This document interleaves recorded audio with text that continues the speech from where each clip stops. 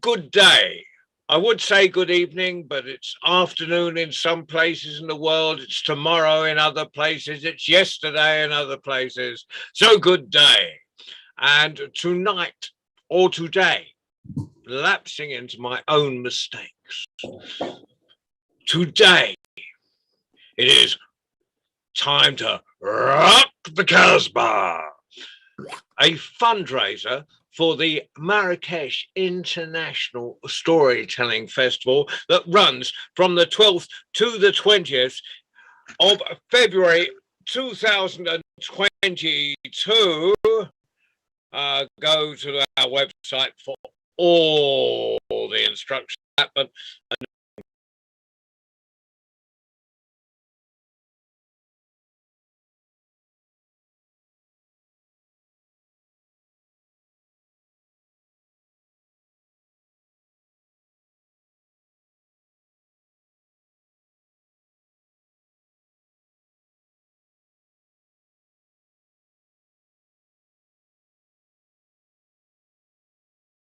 and just pass them in our direction. But for right now, I'm going to stop wittering on, and I'm going to pass you over to our master of ceremonies for this evening, Gary, the amazing, fantastic, in his new establishment.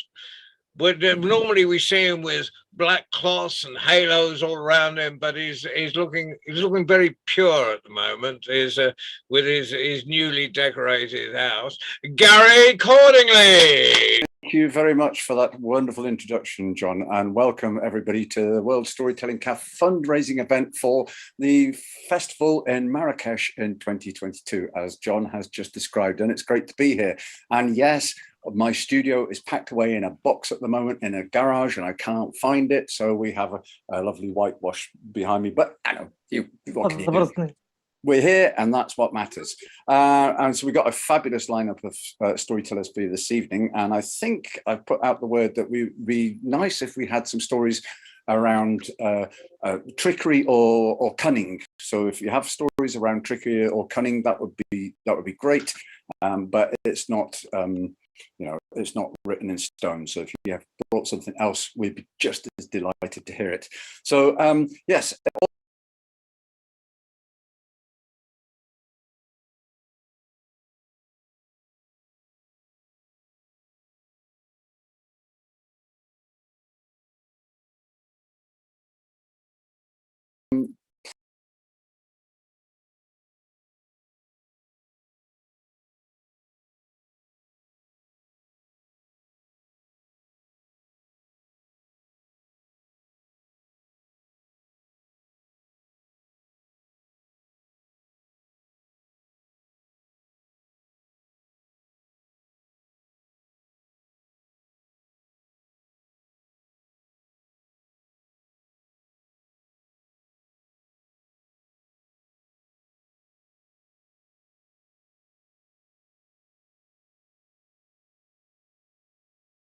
The economy of Marrakech, which is incredibly important after 2 years of lockdown.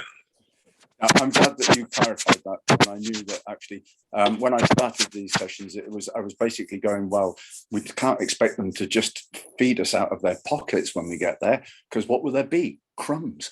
So that was why we started to do these. But yes, any money that goes beyond feeding us will feed into the rest of the festival and make that happen. So great, we're all here. Let's not have too much more chit chat about. I'm just going to tell you a very, very quick story, if that's okay, just to kick us off. And it's a story, it's a story about Crow, who was sat high up in a tree, and she was looking for her dinner, and she spied a big juicy frog in the tall grass.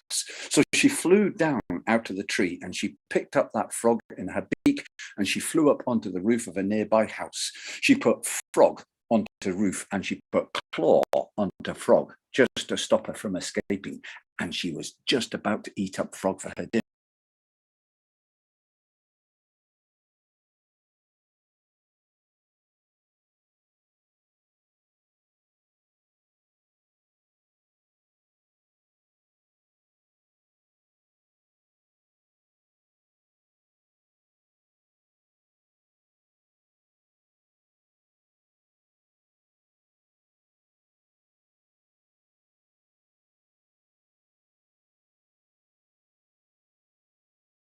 said Crow. I need to know why you are laughing.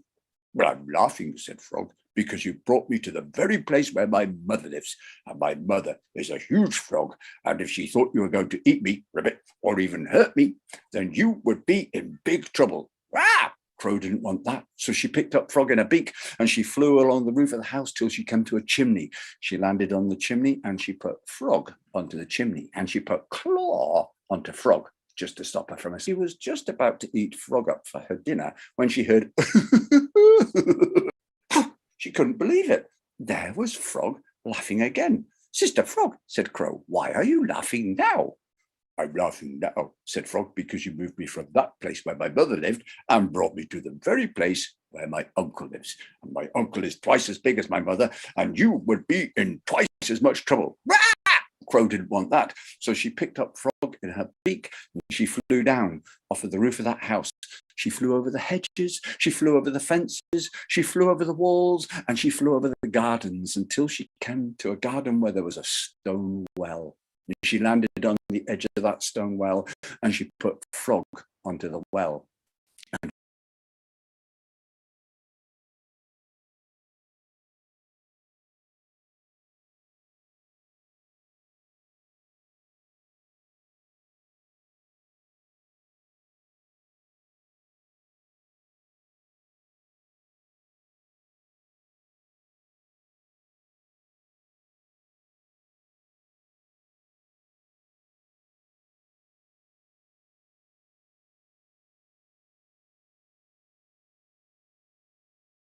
began to scrape her beak backwards and forwards. Until at last the edge of her beak was as sharp as a razor. Yow! And then she flew back to the well where she had left Frog. What do you suspect? Of course, there was no sign of Frog. Ah, said Crow, and she began to look around the garden. She looked over here and there was no sign. She looked over there and there was no sign. Down into the well, and there, swimming around at the bottom of the well. Sister Frog, said Crow, I was ever so worried when I came back and found you weren't here. I wonder if you wouldn't mind hopping up here so that I can eat you all up for my dinner. I'm terribly sorry, said Frog, but the walls to this well are very tall and slippery. Ribbit, if you want to eat me, you must come down here and get me. So Crow flew away and she never saw Frog again, and Frog swam away and she never saw Crow again. The Frog and the Crow. Thank you. So I can't even remember where I picked that story up, but I've been telling it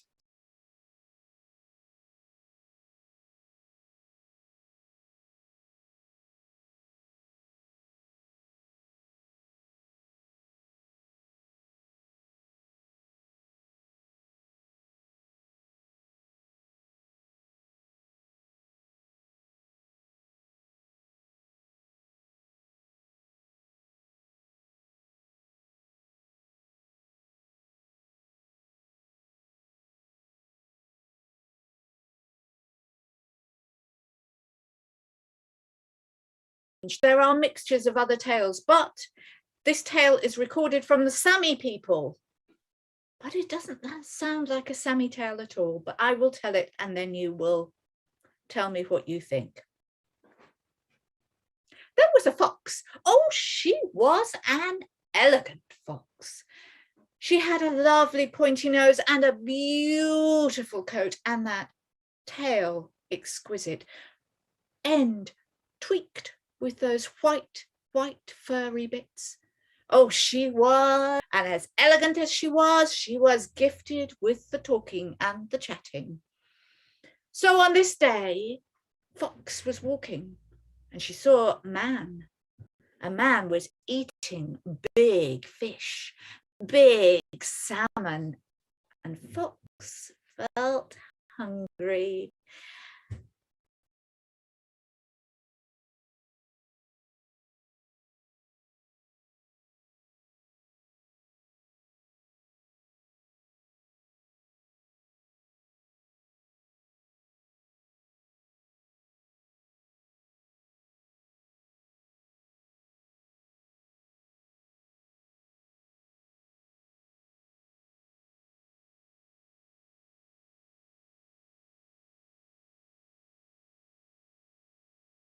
ran. Now, as she ran, she met Bear. And Bear looked at that salmon, and his tummy was hungry too, just a bit like mine today. And Bear went, "Where did you get the salmon?" "Ah," said Fox. "Oh, well, you know, I fished for it with my tail. Do you not know about fishing for salmon with your tail? Ancient and traditional art form. You see, you have to sit on one of the poles that man leaves behind. Sit there for a while, being very careful not to move. And then the fish come up to bite. Well, of course, we know it's a trick, but Bear was big and blundering and didn't think, he just listened. So he did what the fox told him. He went to the lake and he saw the little air hole.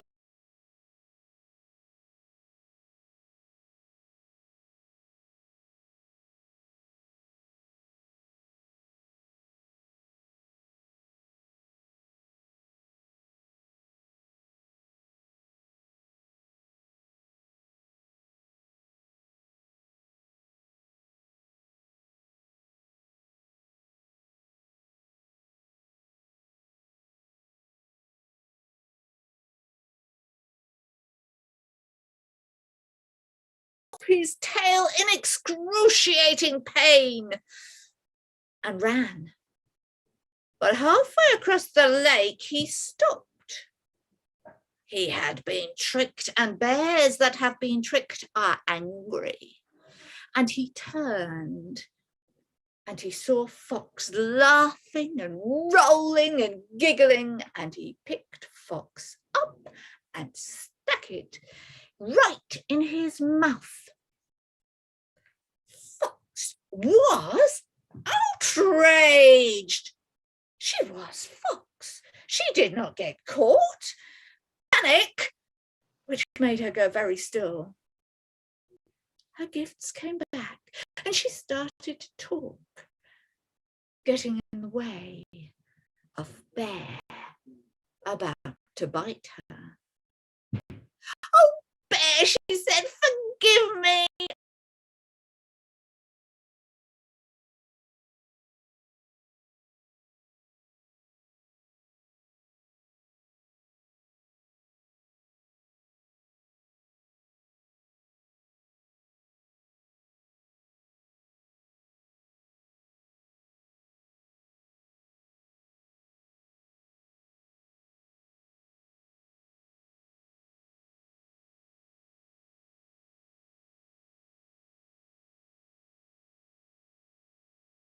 Much paint on you."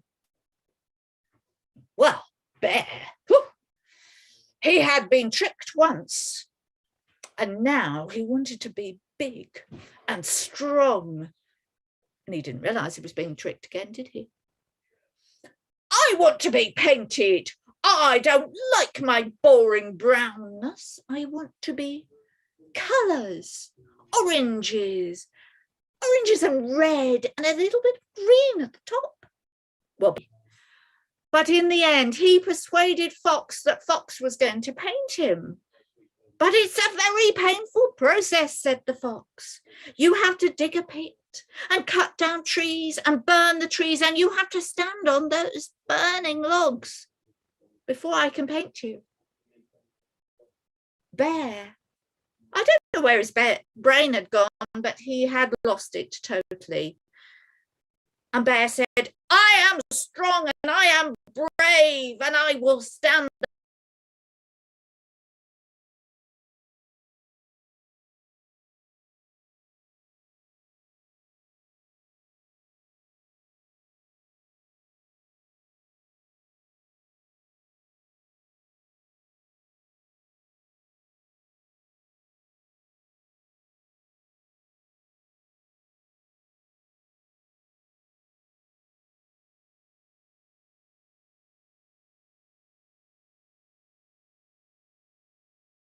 Of course, Bear said, "Yes, I can bear it. Oh, yes, I can bear it. I can barely feel the burning in my legs."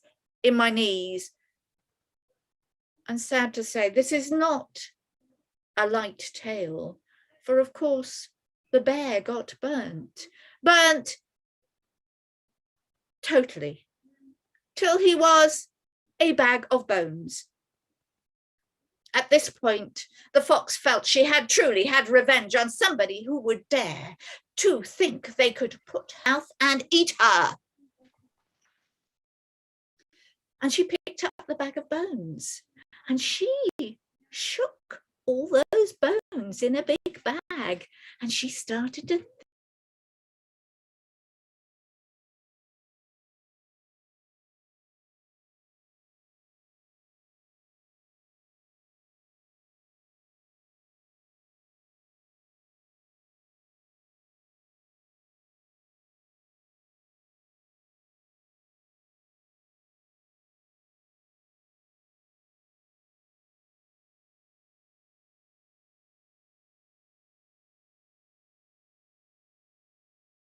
and they didn't realize it bounced off the cart and onto the pathway. And I've picked it up. Look, it's a bag of treasure. Listen.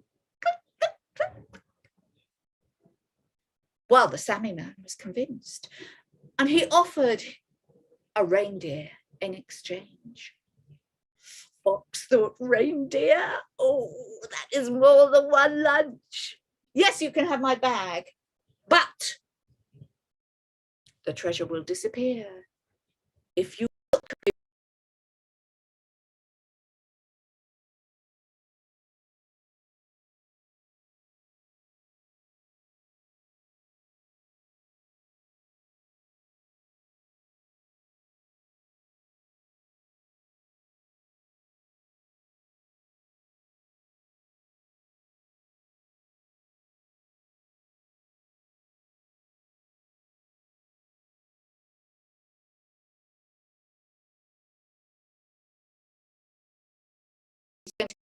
Reindeer.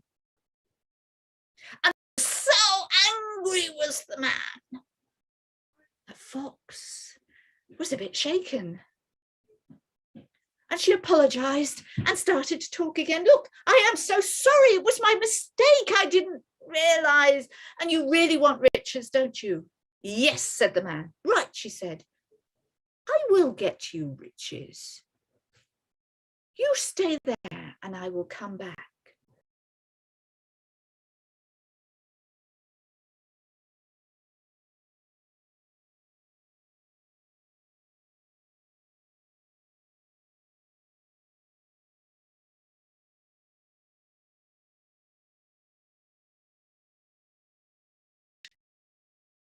He has no clothes except his underwear. And he is just desperate. He was on his way to see you, my Lord King, and to greet your beautiful daughter and offer for her hand in marriage. But now he cannot come because although he is a rich man, his goods that he stood up with have gone. But I know he is a wealthy man. Well, the silken words worked, and soon the fox was returning with an exquisite, rich outfit for the Sami man to wear. And the fox could not resist continuing the joke. So up to the palace they went, and she taught the Sami man all the time the silken way with words to engage the king and his daughter, and it worked. For soon the Sami man was a very special member of the court, and soon the Sami man was engaged to the daughter. But the king wanted to see his estate. I will go, said the fox, give me 1 week, for we cannot have the king and his daughter arriving without everything clean and tidy. So it was agreed. So the fox had a week to find somewhere, and off she went. And soon she heard of a snake who owned vast estates, who was the greediest creature in all the world, who had sacked all the servants to save all the pennies, who paid all the workers in the field half their wages, the field. And all day Snake counted, counted, counted, only fed once a day, for it saved the money, you know.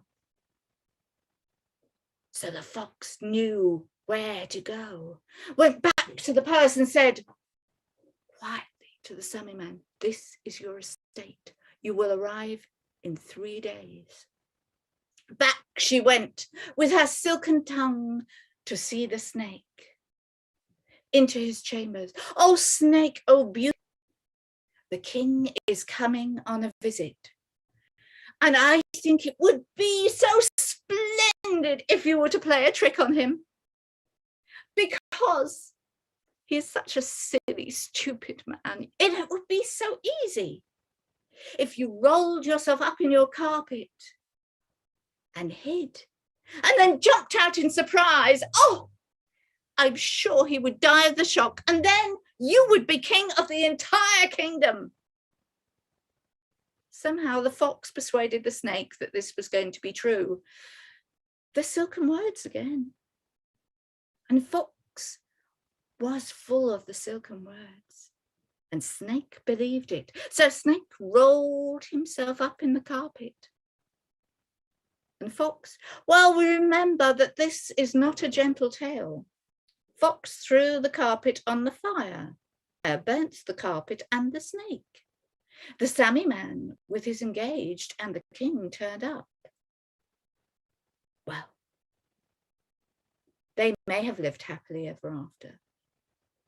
They may have had a good life or a bad life, but all I know is the fox was gone beforehand with a bag of gold, leaving enough for the Sammy man.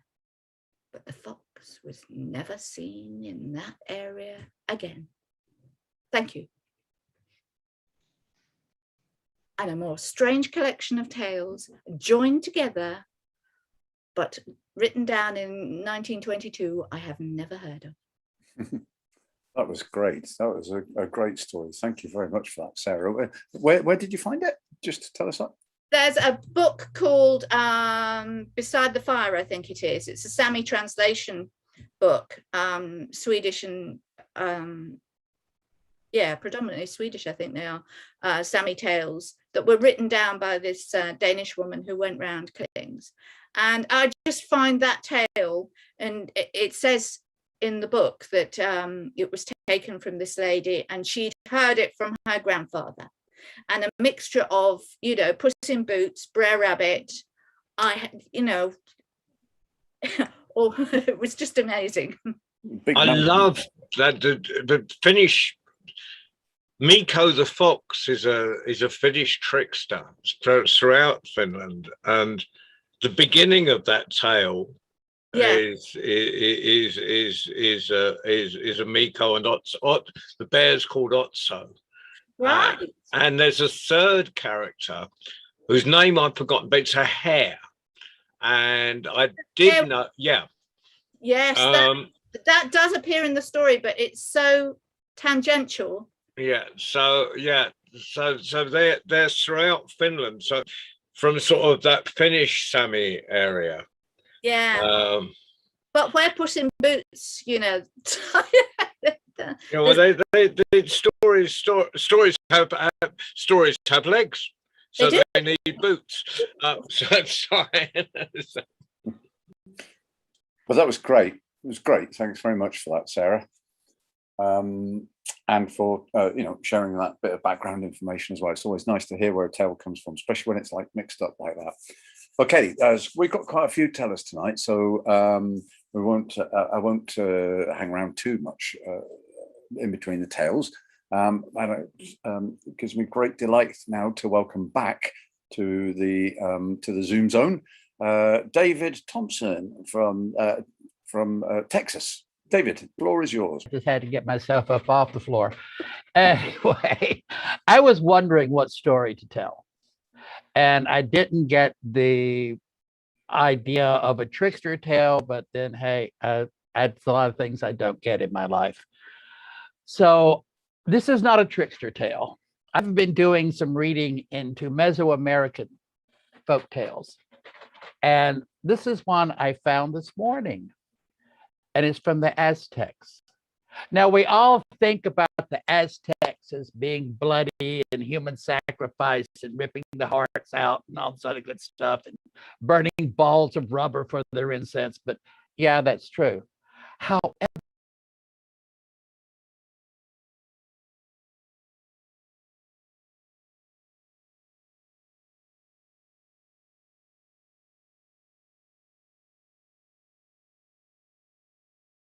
I'm going to call it the marigold. So, my friends, come with me before now. Come with me back into the time. Come with me to experience the might of the Aztec Empire. Oh, and Texas was part of it. They ranged that far up. But this story is one of two loving people. Xochitl, beautiful young girl, her handsome male neighbor. Now, these two had grown up together. They had played together. They had hung around together. They had walked there, and certainly over that time, a love began to bloom, and they were to be joined with permission of the parents, of course. Well, the situation is Huitzilin was a warrior, and he was called off to a battle. They're always having a battle to protect their people, to protect their land.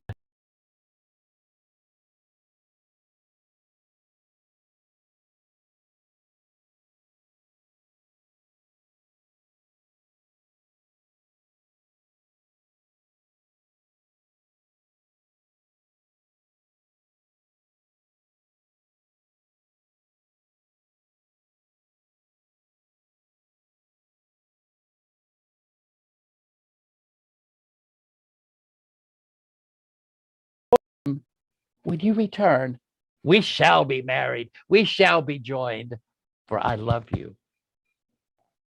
And off they went. So Shito began every day thinking about Huitzilin and hoping that he was all right, hoping that he was surviving the battle. And Huitzilin was quite embroiled in great battles, and he was a great warrior. He had taken many heads and had captured many enemy warriors. But word got back somehow to Xochitl that Huitzilin had not survived the battle. Oh, and that is true, he had not.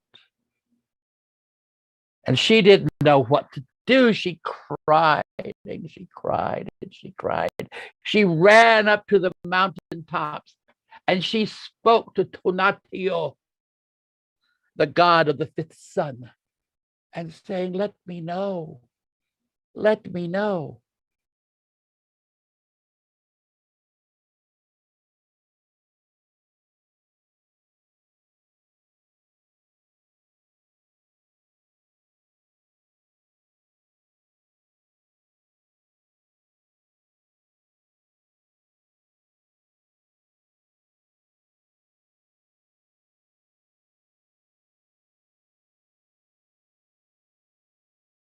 Day came when Xochitl stormed up the mountain and she demanded of Tonatiuh, is Huitzilin alive?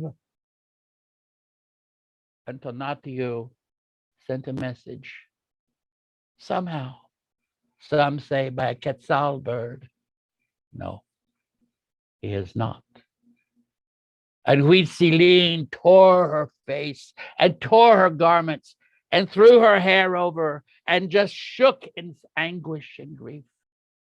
And she pulled her hair back and she looked up and said, in your love and mercy, Tonatiuh, great god of the fifth sun, please, I wish to see Huitzilin one more time.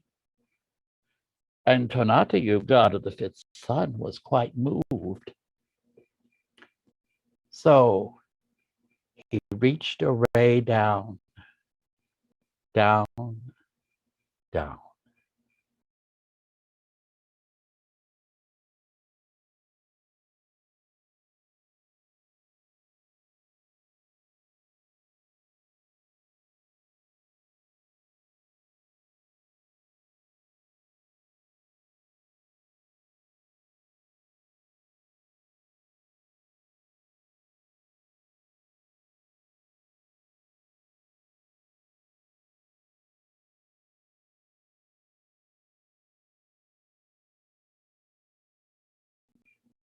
It's the story of the marigold, also known as the flower of death.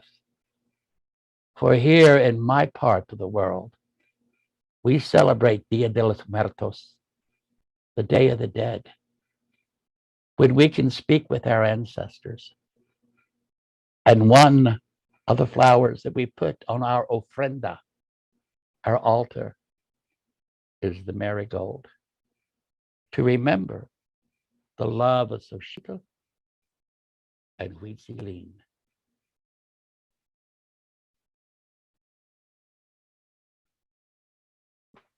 Wow, that was beautiful, David. Sorry, once again. Sorry.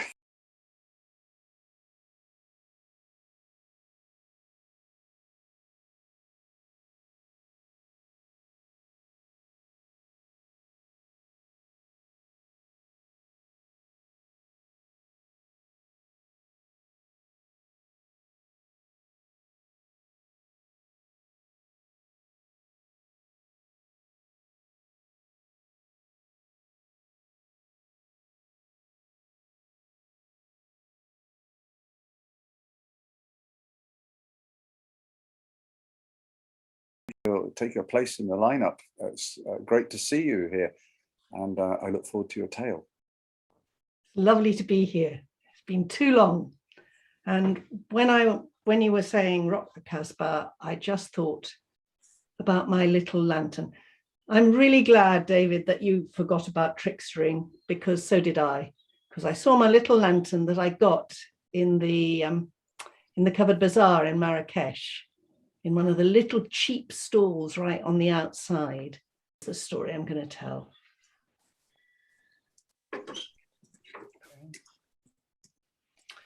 There was once a young man, and his name was Kadur, and his job was selling sweets.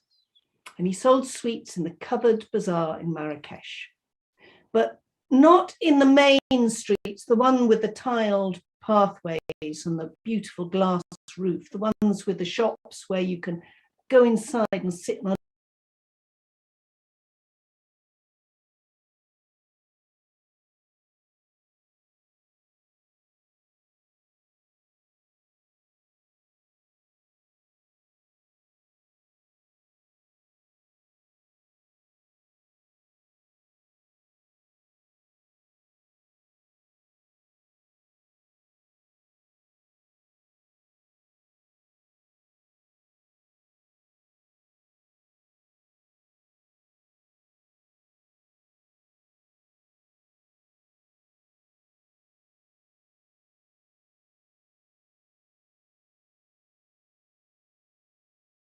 and I was not a very good businessman. It was the children, the street children in the bazaar. They all have these big, wide eyes, and they'd gather around Kadur at the end of the day, and he couldn't resist it. Leftover sweets, he'd just give them away. So he didn't make a lot of money. And pretty soon, he didn't even have the money to buy the honey to make the next day's sweets. And he said, "This is no good. I will sell up, I will pay my debts, and I will go somewhere else. I will hide my shame from my brother, all my friends, and I will make a new start in a new place." And so he did. He sold his trolley, everything.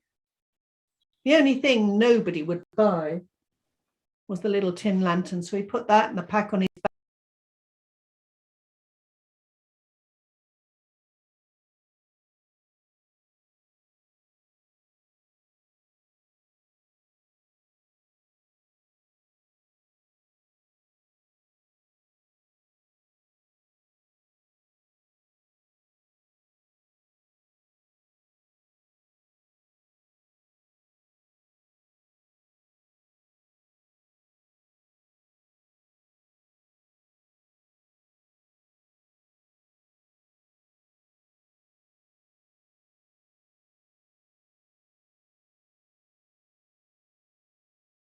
way. And one day he was walking along an empty plain, the edge of the desert.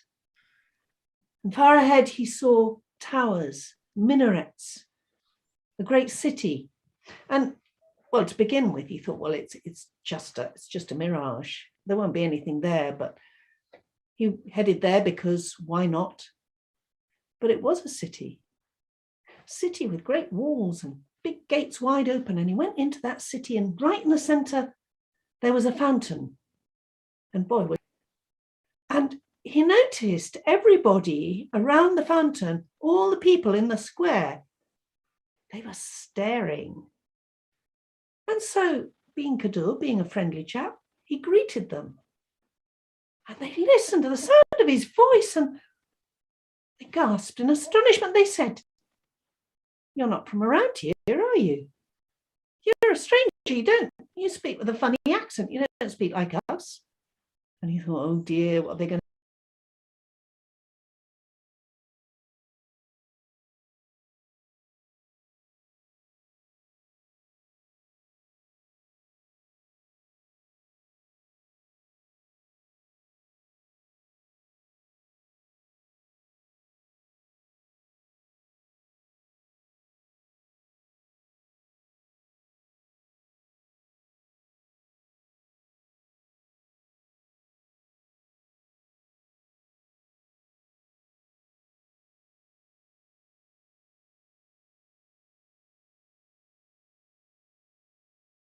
It was so opulent. Everything was gold for a start. Everything was studded with jewels. There were even baskets hanging around the place with great piles of diamonds in. And after the first day, Kadur started to worry because he thought, I'm getting all this amazing hospitality. I'm staying in this wonderful place. This Pasha has got everything, but it's traditional to give a gift, especially if someone's treated you as well as this. And what have I got to give him? I've got nothing. Except when he remembered in his pack his little lantern. He checked, still wasn't broken, not after all the traveling.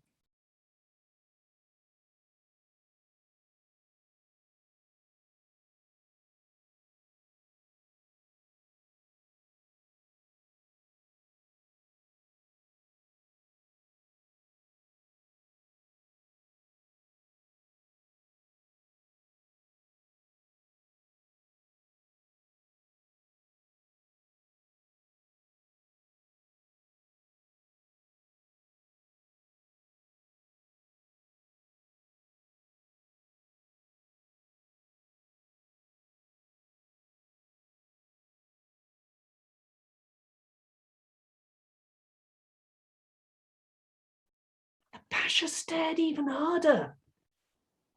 Kadur said, it's only glass. Glass, said the Pasha. That's what it is. We don't have anything like glass in our kingdom. And he called his servants and he got them to take it away and put it in the place of honor in his treasury. And Kadur went to bed thinking, well, that went all right. But the Pasha, he was walking up and down the palace corridors all night thinking, this man has given me a treasure never been seen in my whole kingdom. What am I going to give him back? And so he got his servants out of bed early, and they were piling diamonds and rubies and pearls and gold into great chests. 12 camelfuls of treasure were waiting for Kadur when he got up to go the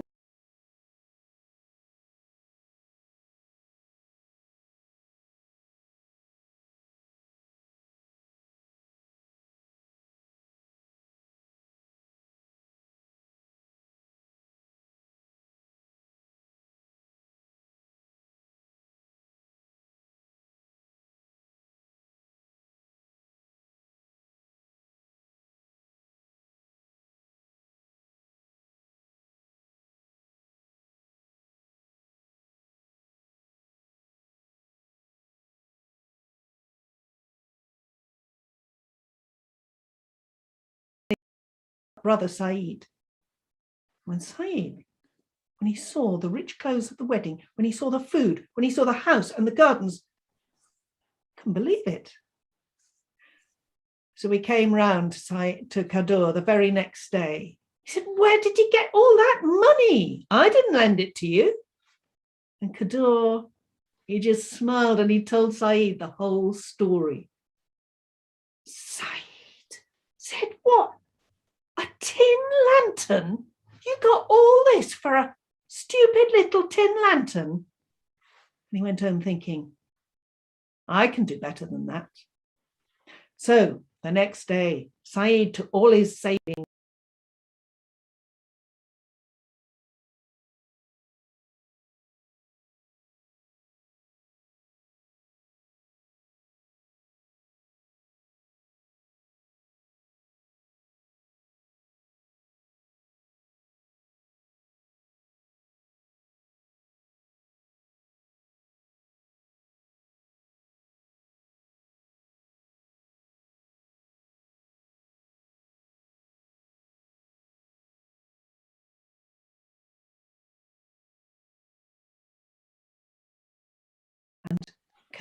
Saeed was left journeying on in the same way that Kadur had been, going from place to place, depending on people's hospitalities. But at last he too saw those minarets. He too got to the city, was welcomed in by the Pasha, and he too worried about what he was going to give this man for all his hospitality. And then he felt in his pocket something hard.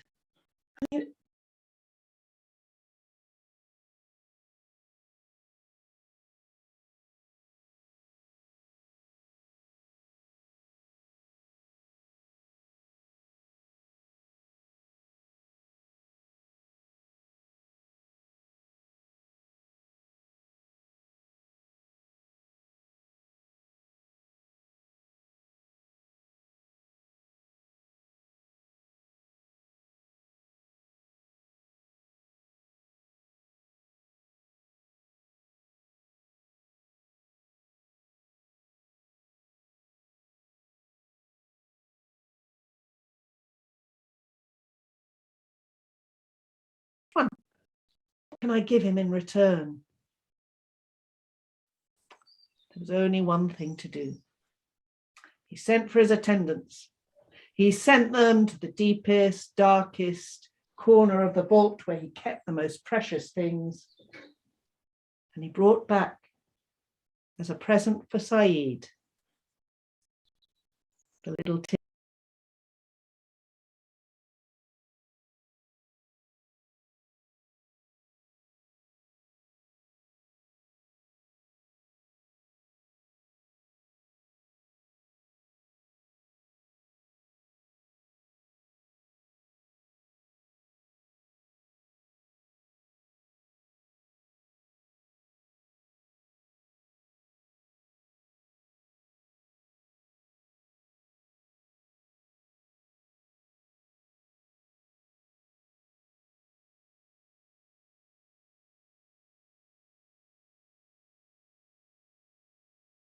Calabash.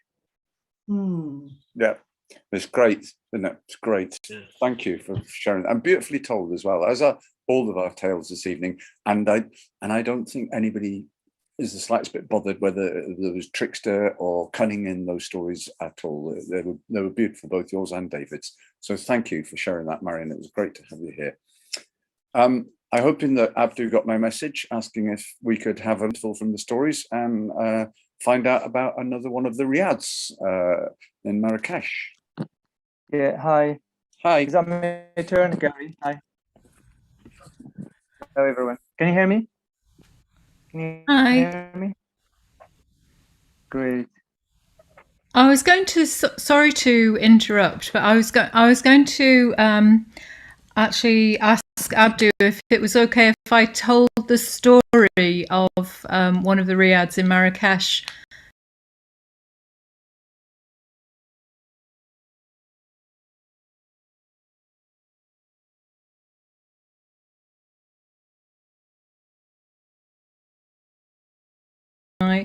I travelled to Marrakech many, many years ago.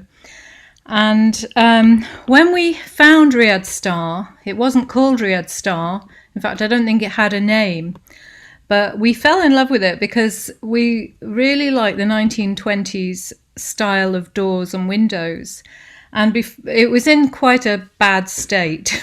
So before we set about renovating it, we went round to the neighbours on either side and we warned them that there might be some noise, and so we were about to start renovation, and I just wanted to make sure that they knew, and we apologised in advance. And they were really, really charming. And one of the neighbours said, "Oh, what are you going to call the Riyadh?"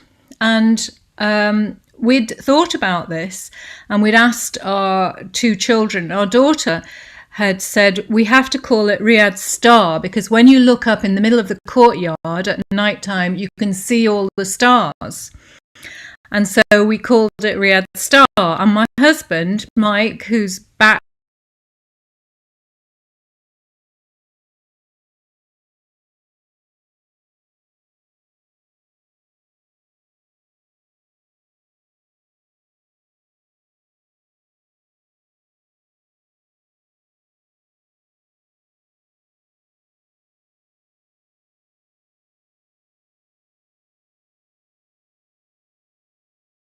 said Josephine Baker. And I had never, embarrassingly, I'd never ever heard of Josephine Baker. And she's not that well known in the UK. I know, Babasi. She's very well known in the States. And yeah, and David. So anyway, I just thought, oh well, an unheard of star. But even so, I went back and I Googled her. And what I saw really blew me away. And the more I learnt of Josephine, the more I became a hardened groupie of hers. And I became a little bit obsessed with this woman and her philosophy, or it's not really her philosophy, it's more her actions, how she lived her life and the passion she had in her life, and the things that she did and what she stood for, and her courage and bravery. And so instead of renovating the house for us, really, it became sort of a mission.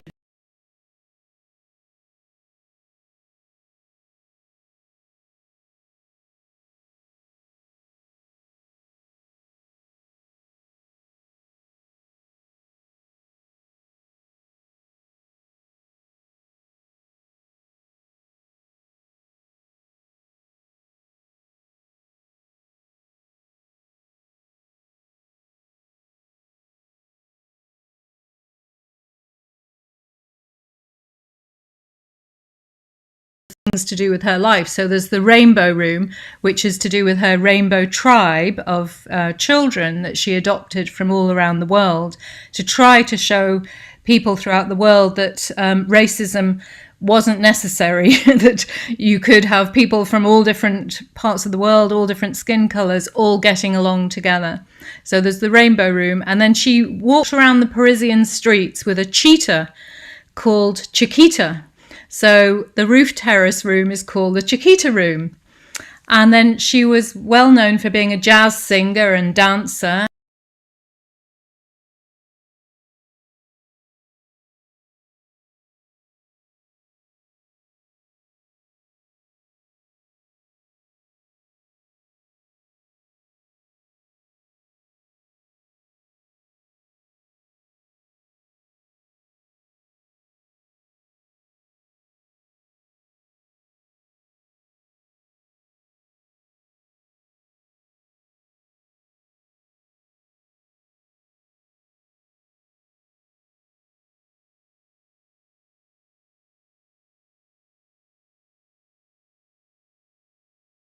House. So we just by pure chance, we heard there was an auction going on in Paris at the Casino de Paris, and they were selling clothes, including one of Josephine Baker's dresses, a beautiful red, blue, gold, black, green sequin dress. And So even though we didn't really have the money because we were spending it all on the renovation, we ended up buying that dress. And there's another story is I sat this very lovely French lady, and she and I bonded over our love of Josephine. But she had this kind of magical effect on me, this woman. She kept encouraging me to bid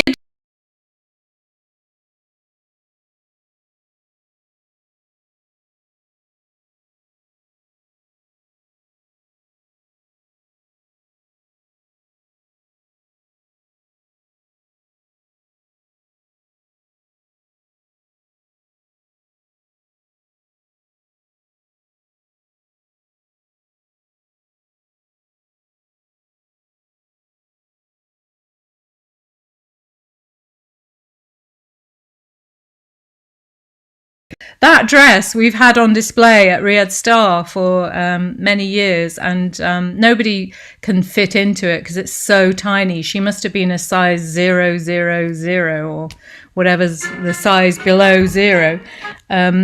Yeah, so anyway, the Riyadh Star has got, for me, it's got a bit of little slice of magic in it.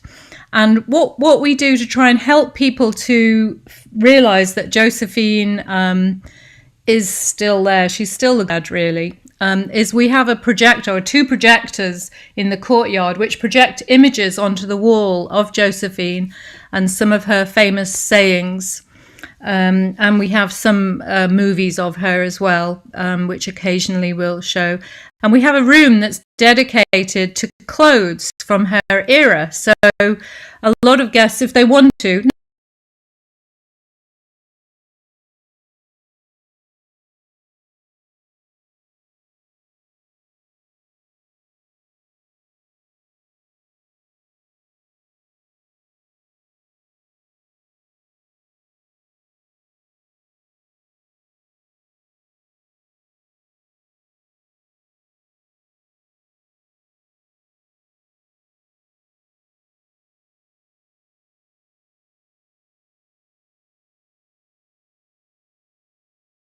our place. And just to let you know that Riyadh Star for us isn't just a Riyadh, it's kind of a monument to Josephine, and we feel like it's our mission to spread the word about Josephine and her life and what she stood for, what she did, how she went to the March on Washington. I think she was the only woman to give a speech there, and gave an amazing speech, and did an awful lot for civil rights and fought racism in America. So yeah, so now I'll hand it back to tell you sort of how Riyadh Star. Oh, that's kind. Okay, so thank you, Lucy. It was a good introduction, and I think you give a general.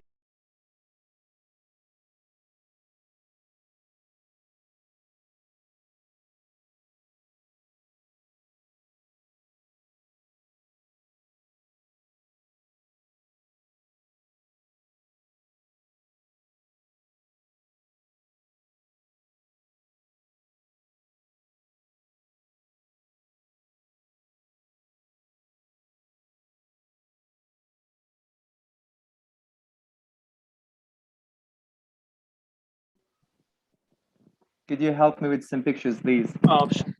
And I hope I could find some additional things to say about this house, because Lucy, she said everything, I think. Okay. There is one picture behind me. This is a picture Yeah. of the roof terrace. I got this one as well. I've used it. I've got this one. Yeah. It's our sign of the house. Yeah.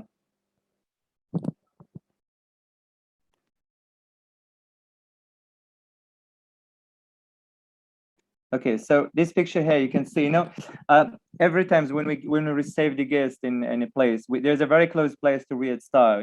Each house we have a place where we meet people, and in the guest come with the bags and stuff. And we have. Can you go back, Ali, to the first picture? Just stop here, yeah. So this is a car that we use to bring the guest bags and just use it to carry all their bags from the Mukaf area to walk down to the Riyadh Star.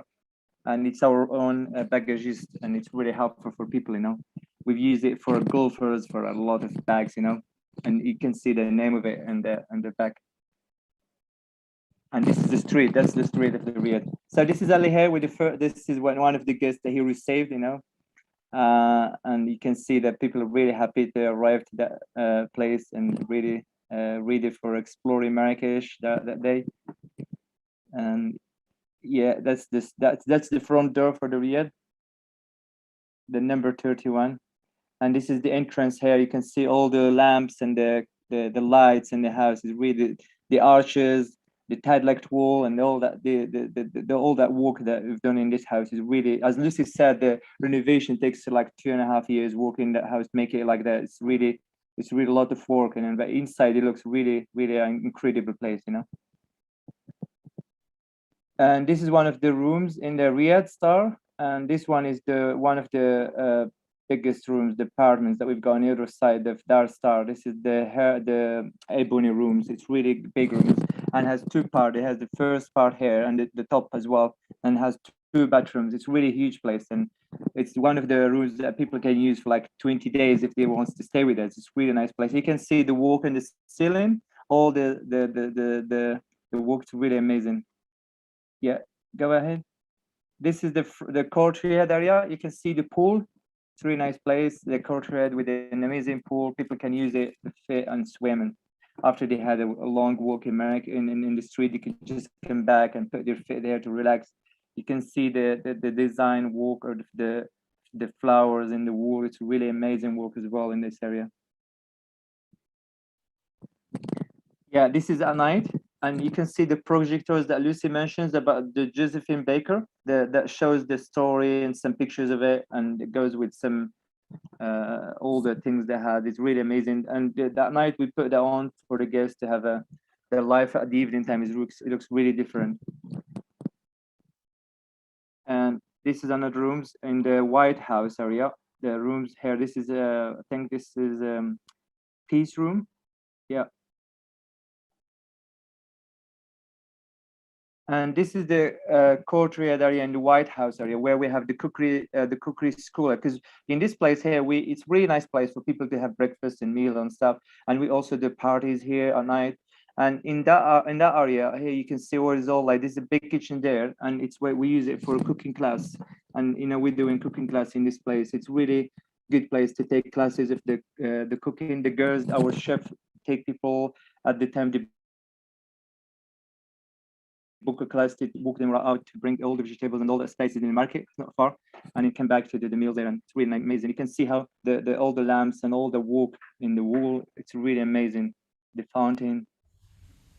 And Abdu, you should tell people about the famous guest chef that we had recently. We've had a Gordon Ramsay who visited the Riyadh. It was really one of the very special visit in the Riyadh Star. The Gordon Ramsay and the guys that were helping him to do, because he comes to visit Marrakesh for a tour, and Riyadh Star was one of the places that he cooked the food there. We had a really amazing time with the chef. Opposite to the pool, it's where we use it to have a meal as well, and you can see the fireplace inside. It's a really amazing place to have a meal, and it's where we have these customers that Lucy said for the Josephine Baker that people can use to dress up and have fun. There's so many things to say about Star. Yeah, this one here, I took that pictures. That was our first wedding celebration in Riyadh Star, and these people here that they came for celebrating the wedding.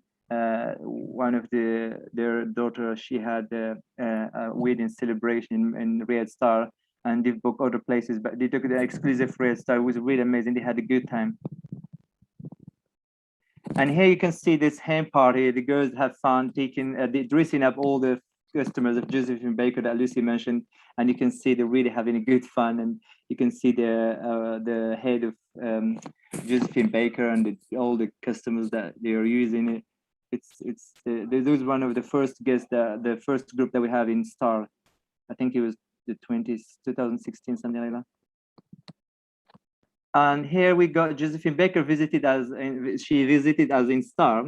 I'm joking, it's not her, but this lady, she likes Josephine Baker as well, and she dressed up all, took the head, and she had fun. I still remember this picture. She really loved Josephine Baker, and this is one of the reasons that she comes see us in Star, and she loved this customers that she took with. And here the party at night where we have a meal in this courtyard area and the Star as well. And it looks like that at night people having a meal, and after that we got entertainment. We got like Gnawi's or Marrakech, Dakka Marrakech, and the evening in that house is really amazing, and people love it, just love it.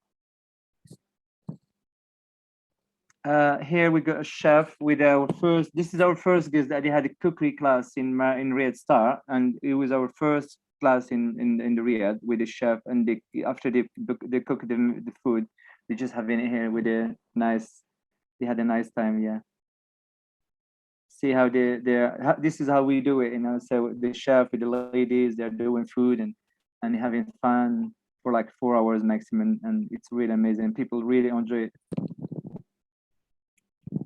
And we also do yoga, you know. The house is really big. We can do yoga as well. People really we got some groups that comes every time to Marrakech for yoga practice, and you can see in the courtyard that the guests are practicing their yoga in the morning.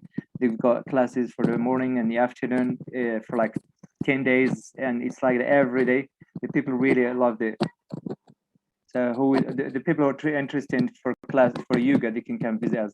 So this is the pictures from the rooftops up, and this is during the sunset and the evening time. It's really amazing. We've got the terrace is really big, and you can see the minaret. This is the Benedictine mosque, and the view at night is really amazing. It's a big house, really big house. That's it. Ali? Yeah, just to add, there's a hammam which is really lovely for anybody who likes having a hammam. I'm just waiting if there's more pictures. Sorry.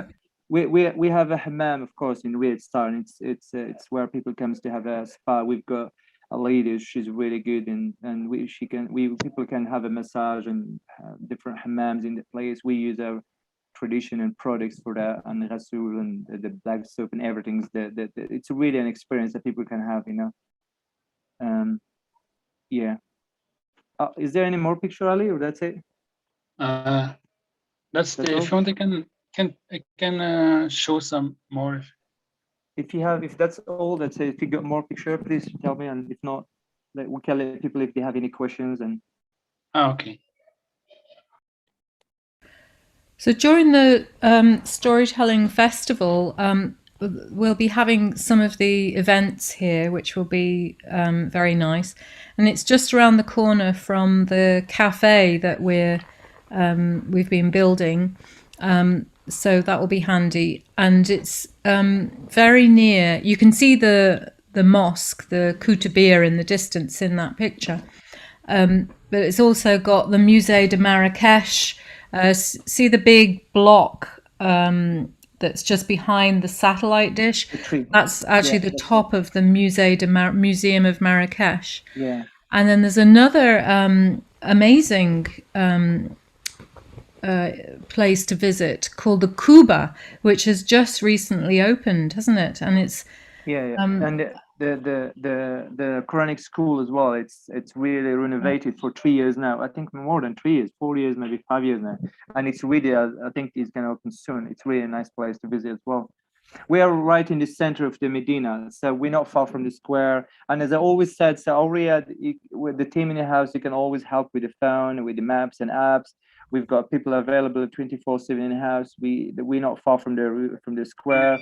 We're very close to the place for a taxi, so we are right in a good location, and we are available to help our guests bring them back if they lost. So this is our service in Riyadh, you know. So it's really nice place.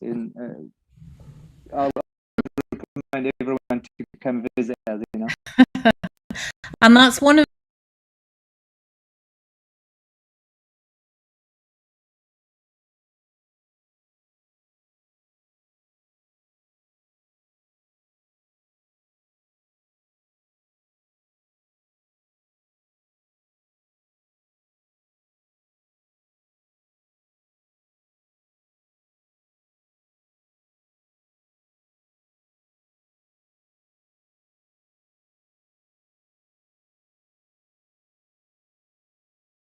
the walls, but let me tell you, I'd say the comments we get on TripAdvisor, we get a lot of people saying how beautiful it is and how they can feel the sense of Josephine being there. But the biggest thing that makes me happy is the comments that people make about how amazingly warm the welcome is from our lovely staff and how they felt so safe, and people go above and beyond the call of duty.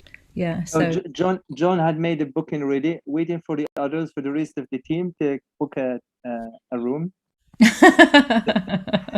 We're waiting for you, and we will confirm it. I think John is working on that. You're welcome, everyone. Please. Baba C has got a question, I think. Yes, Yeah. all this talk about cooking and Chef Ramsay being there, I've got to ask, can you accommodate a pescatarian or vegetarian? Of course. Easy. Easy. Oh, great. That's an easy question, my friend. I have to ask these questions in advance. I have attended many conferences where I get there and there's nothing for the vegetarian, even though I put in a request. But see, Oh. we can cook a gluten-free if you want, no problem. I'm not worried about the gluten. Too late, it just already saying. stuck to my stomach. I know, I appreciate I'm that. just saying, a vegetarian, it's an easy. It's one of the our Moroccan dish. The options of vegetarian, it's available because we've got couscous, we've got a vegetarian tagine.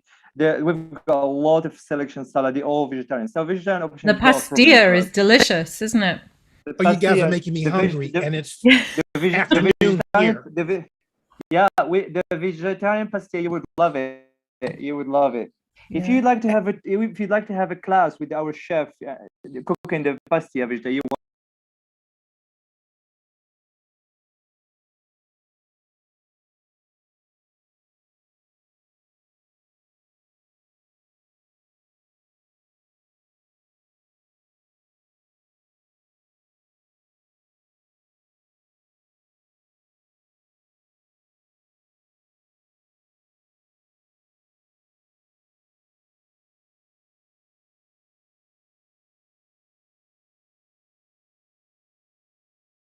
She wanted to go swimming and they told her no because she was Negro. So the story goes, she stuck her toe in the pool and they drained the pool and they sanitized. They rubbed it down in bleach and stuff. Do you know the story, David? Kind of, sort of, but yeah, they disinfected the Disinfected, that's swimming the word I pool. wanted. Right. And Shameful. and shortly after that, she moved to Paris. She was not only she had challenges also with the because she was very dark skinned, and they felt that, and whenever she got animated, her eyes would get large, and there was this thing against being dark skinned and looking comedic, but that's how she was. I mean, that was her build. She had no control over that. But I'm so glad. I've learned a lot from you listening, and I'm so glad that she is also being recognized.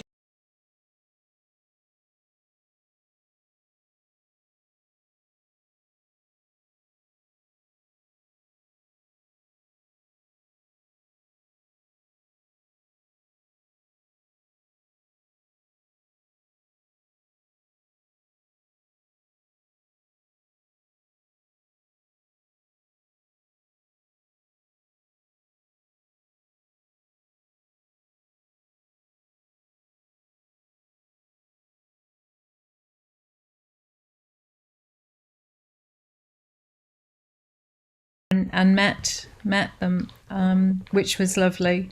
But vegetarianism, easy. I was a vegetarian for more than 20 years and grew up in a household of vegetarians. My daughter's vegan, so we would be in serious trouble with my daughter if we didn't offer vegan, vegetarian, and all different pescatarian, all different options. So whatever you feel like is very easy.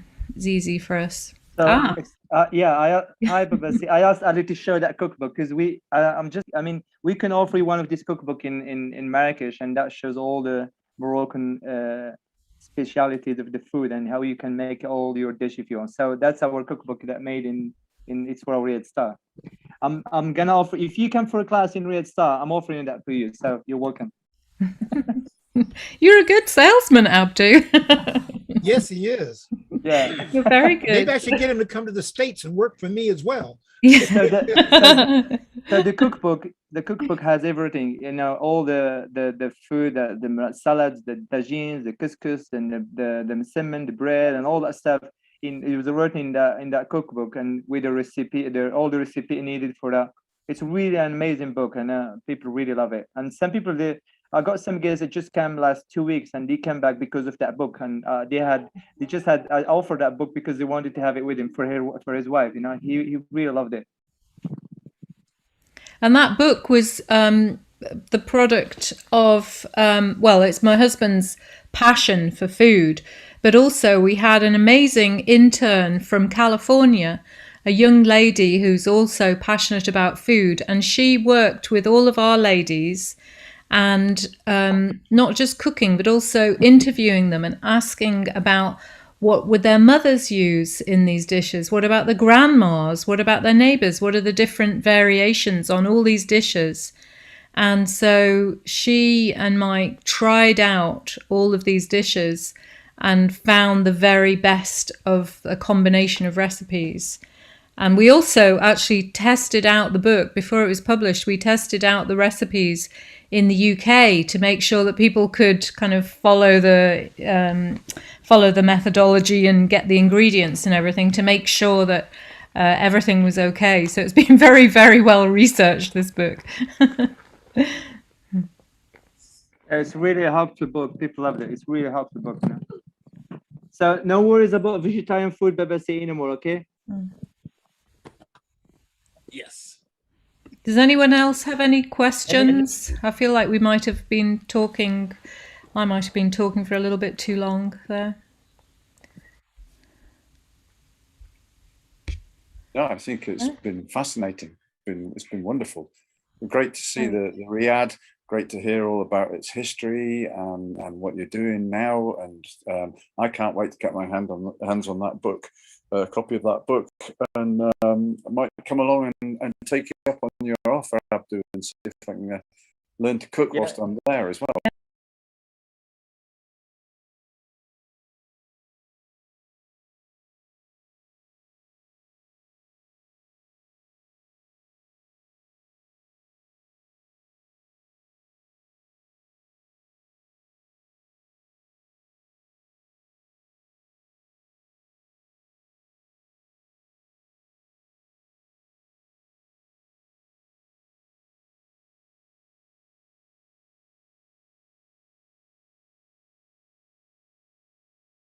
Remember even what his name is. Oh, hang about. Babasi, you have a story for us. Welcome. You just proved that we're definitely on a storyteller's platform. I'm in a bit of a dilemma because I'm out of lines. I'll wait for it. Okay, y'all get that later. But I have all this talk about food. Before I tell my story, I have to tell this story. I come from a family where we have great cooks, no brag, just family. And I had an uncle called Uncle Julius. And Uncle Julius worked for Amtrak Railroad way back in the day when they had real kitchens on the trains. And I'm not going to say he was a great cook, but the stories handed down through the family were that he was such a good cook that men would fight and gamble to get the shifts that he was going to work on. I've also been told he was the only man that I know of who could go duck hunting with an empty rifle, aim it to the sky and say, bam, and the ducks would fall to his feet plucked. His biscuits were so light that we would have to throw a fishing net over them to keep them from floating away. And last but not least, the reason why parquet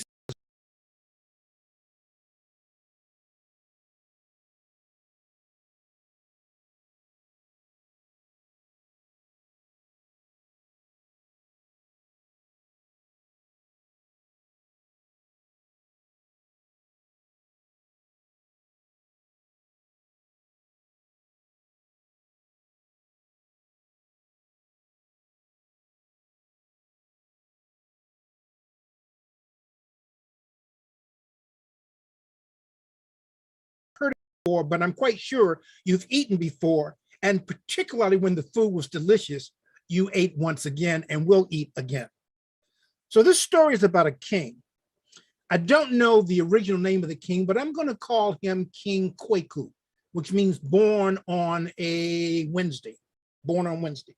Now, King Kwaku, when he was young, his family had sent him abroad to study at university, and he was gone, and he was the only one in his university, and he thought himself to be smarter, more intelligent, wiser than everybody else in his kingdom. And he had no problem of telling you that he was wiser, smarter, and more intelligent than everybody else in the kingdom.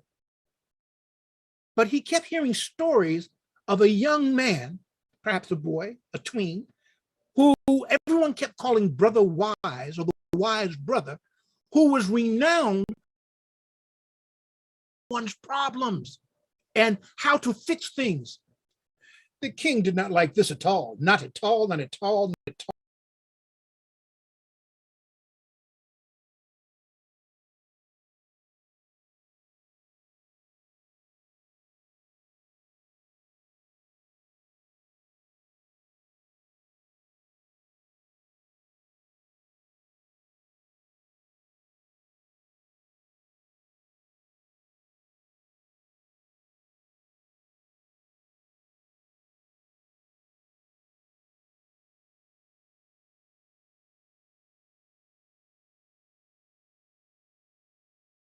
Call me Brother Wise, or call me the wise brother, because they come to me with situations and I provide answers.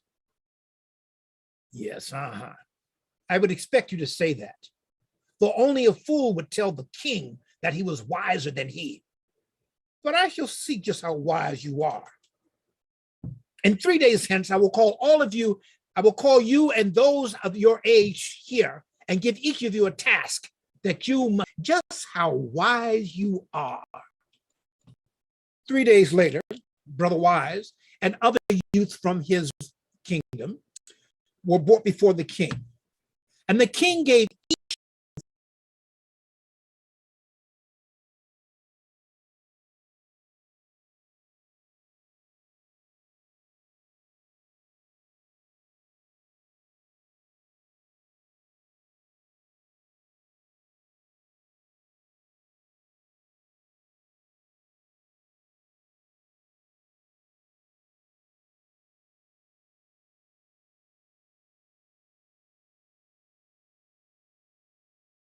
and realized he was up for failure.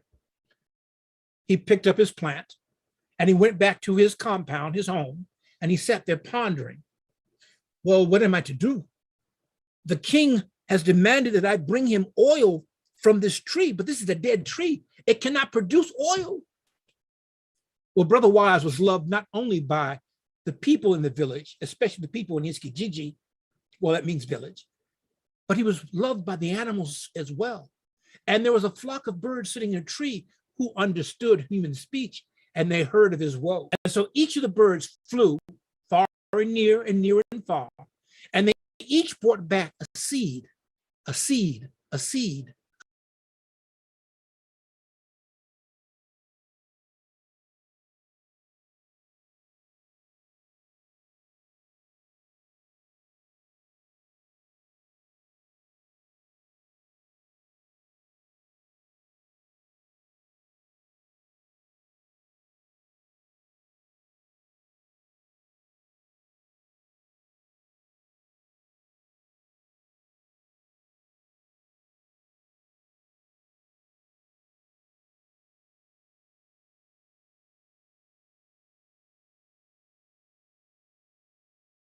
Said,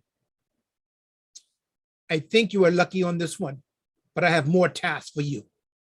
He says, when I call upon you again, you will bring these chickens back and you will bring me their eggs.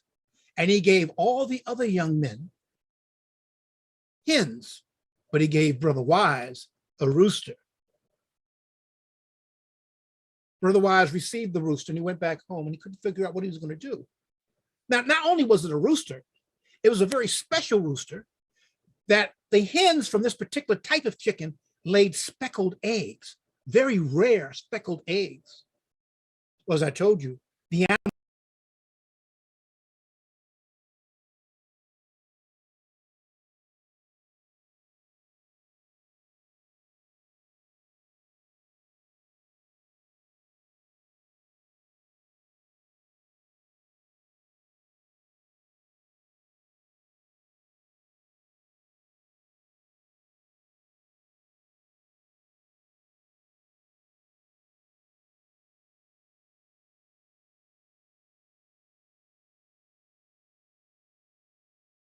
able to do. And so he said, when I call upon you again, you will bring me the milk and the babies from these goats. And he gave each of the young men a nanny, but he gave Brother Wise a billy. And for those who may not know, a billy is a male goat. He says, when I call upon you again, you will bring me the milk and the babies from these goats. Well, some time passed. And some more time passed. And some more time passed. And finally, the king called upon all the young men to come back with their goats, the milk, and the babies from the goats. And everybody returned except for Brother Wise. The king smiled.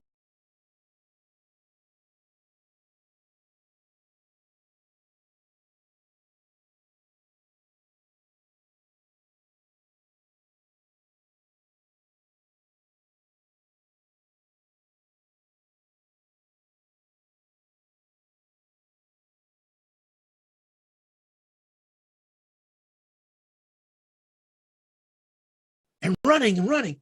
And he ran a cart of little baby goats, and he had jugs of milk.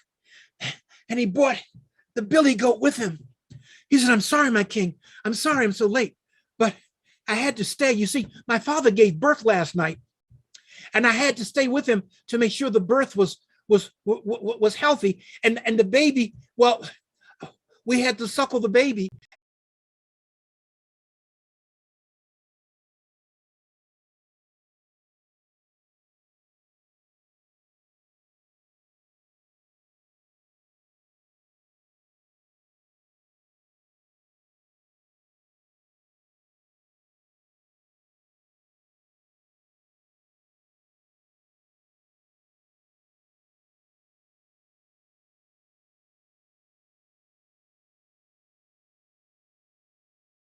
It must be true. The king realized at last he'd been caught in his foolishness.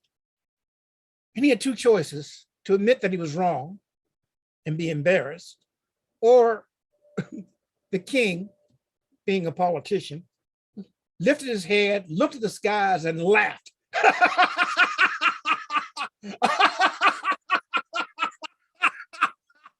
Indeed, you are a wise brother.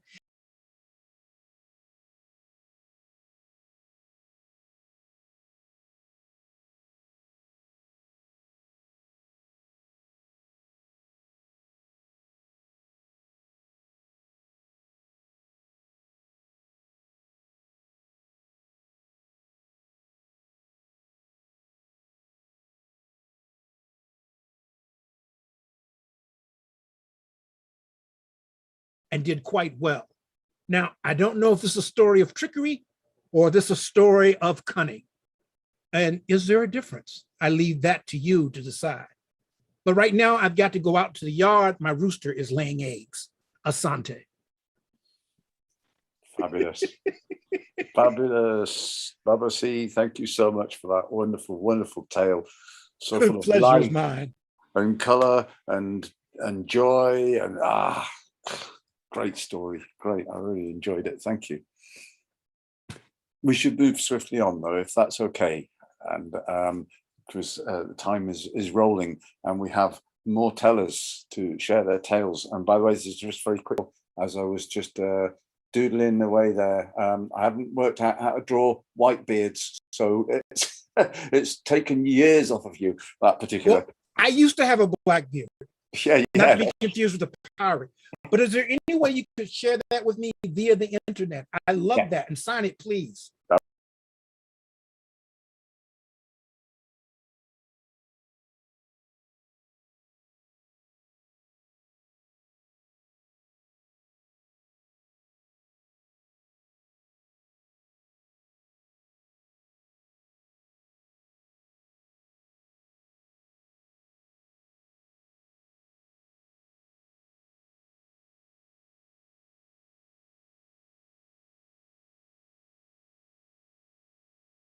And I believe I've told this one at the Worldwide Storytelling Circle a few weeks ago. So maybe Barbara and John have heard this before.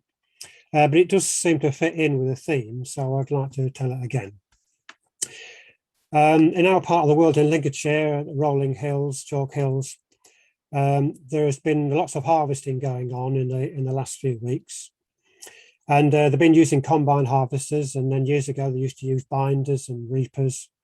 But years and years and years and years ago, long, all the harvesting was done with a scythe. And this is a story about that time when the farming and the reaping and the harvesting was done with the scythe. Now, this farmer had 2 fields, and he was a good farmer, and he used to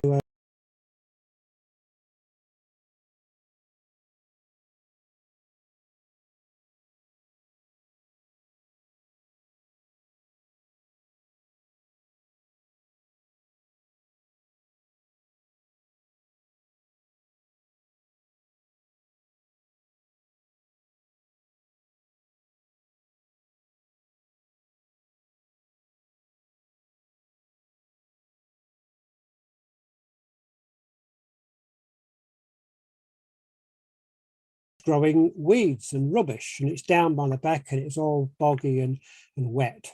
And he thought to himself, oh, whoever owns that field is just a lazy farmer, he just doesn't bother to look after his land. And he heard that this field was coming up for sale.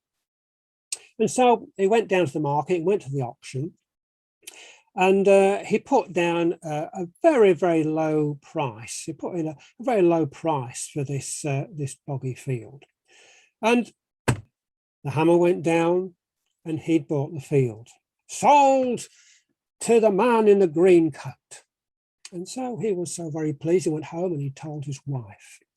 And they were so pleased, he said, now we can grow more crops and we'll be able to feed our family, and with a surplus we'll be able to sell and buy all the things that we need, as we normally do.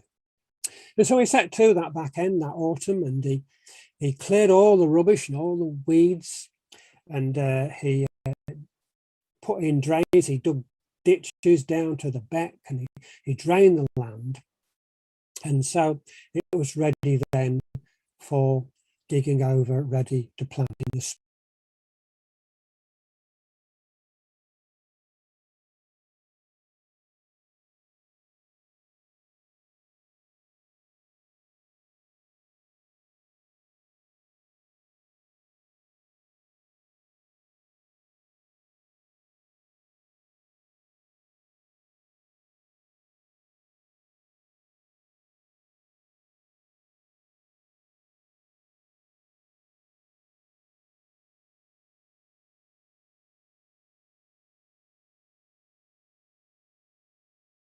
Dangly legs that were bowed legs, and arms that hung down to his knees, and the face and the head was shaped like a potato, and with big black eyes and a gash of a mouth. "What are you doing here?" said the boggart.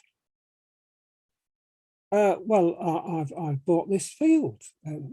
I've been here for 1,000 years. This field belongs to me. No, it is mine. And you've made such a mess of it because you cleared it was. But I bought the field, said the farmer.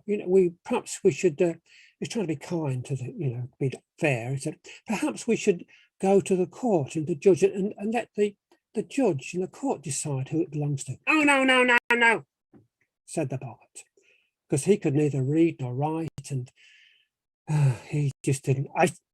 What we'll do is we'll share the crop next year. We'll share the harvest. And the farmer said to the boggart, so, well, would you like what grows above the ground or what grows below the ground?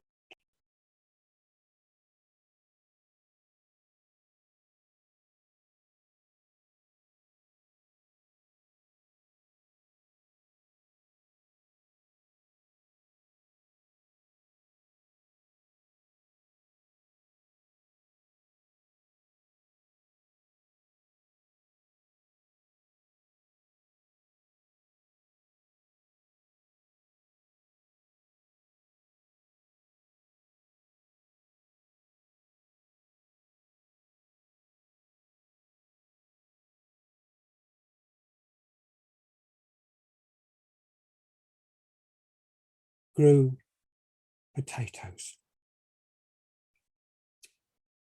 And so, next harvest time, he dug all the potatoes and he had them all there. And the boggart came for what he wanted. And the boggart said, well, I wanted what is is above the ground. Oh, no, no, no. And he realized that he's just left with all these potato arms and all this rubbish. And the farm had all the potatoes that was under the ground. Next year, I'll have what grows above the ground. I think I've got that the wrong way around.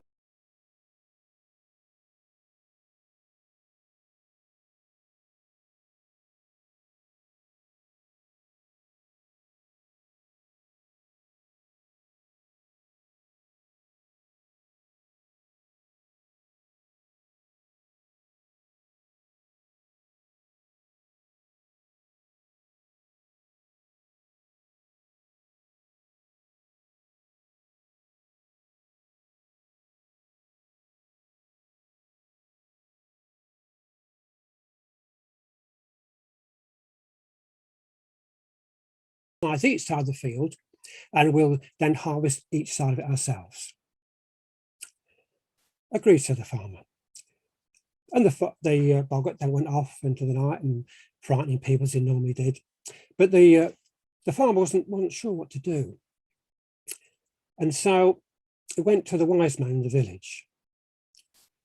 And the wise man was very impressed by the way the farmer tricked this supernatural creature. He said, this is what you should do, blacksmith. And buy about, say, 20 or 30 iron stakes, about a foot long, and hammer them into the ground in the wheat on the boggart side of the field.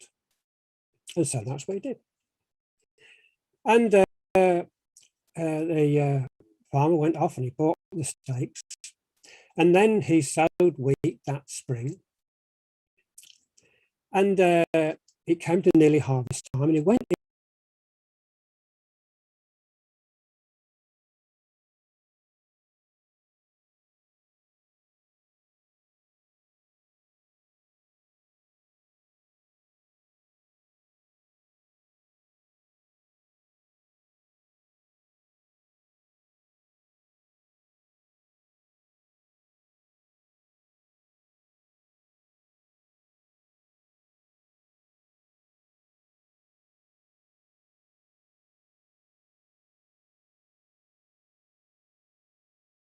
stakes and blunting his scythe and said, oh no, this harvest is really hard work, and he scythed away, and in the end he just threw the scythe down. He said, this farming lash is too hard, and he went off into the night, frightening people as he normally did. And the farmer, he was able to harvest all the field, and he had a good crop, and he never saw the boggart again. I think I got some of that wrong way around, sorry. That's one of the joys of storytelling. Find yourself in a bit of a hole and digging your way back out. Hole, yeah. But you did magnificent. I know versions of that story, including one from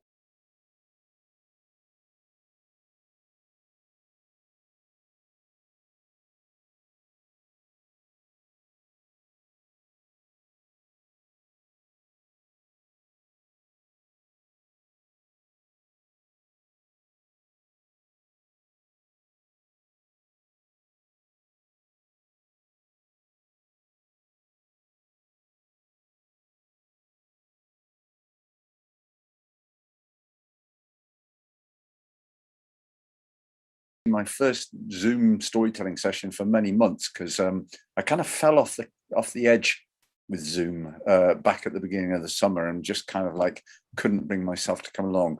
But here I am, and it's great to be here. And Keith, what I was saying was that great description of the boggart, because if you'd have just said there was a boggart, probably 98% of the planet would have gone, no idea what this man's talking about.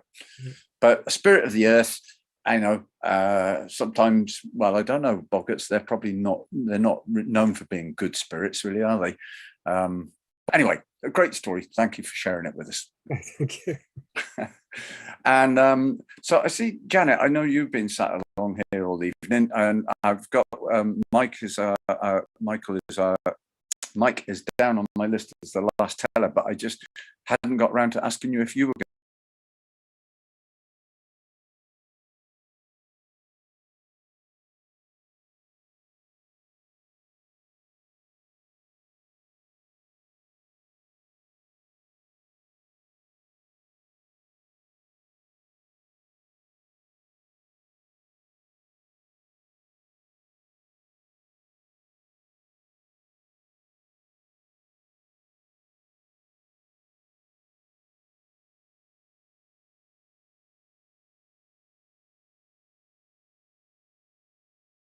stories I've known forever. And it's probably familiar to one or two others too, but this is my version. If you Google it, you can find various versions on Google. And you started off, did you not, with a story about a crow? So I'm going to continue about the crow who at one time he was sweet of voice and he was white in color. His strong flight feathers seemed to be made of slivers of opaque marble, and his breast feathers were like fairy thistledown, pearly white. The only black that he had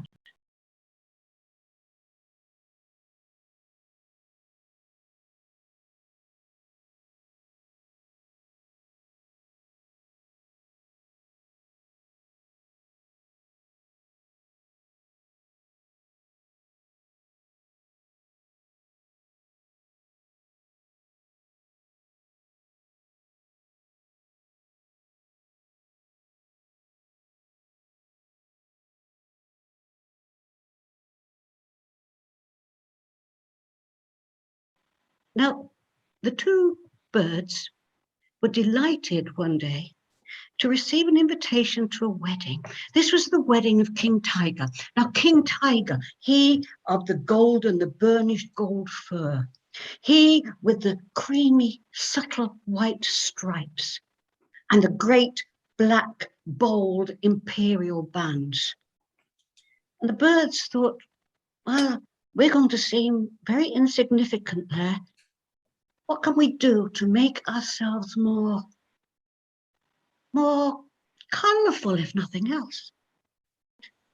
And they plotted, for they knew that in the king's garden there was a new summer house being built, and the finishing touches were just being put to the carved dragons, the pots.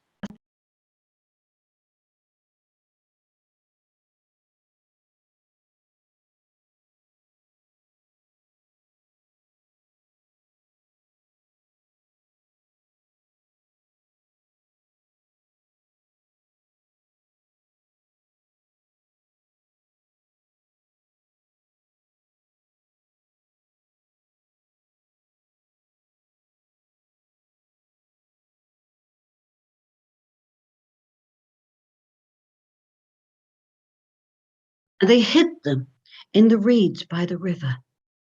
And there they began their work. Now, Peacock, because he was the larger of the two, he insisted that he be painted first. And so Crow stroked the breast of Peacock in that iridescent blue-green. And he was so delighted that he continued. He continued in that great fantail, same colours and more, a delightful, intricate pattern. Then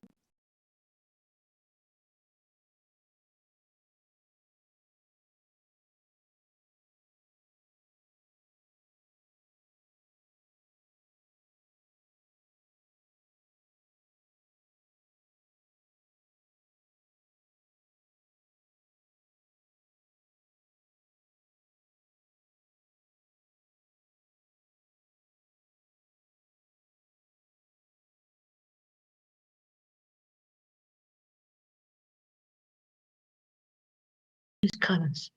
He didn't want to share them with his friend.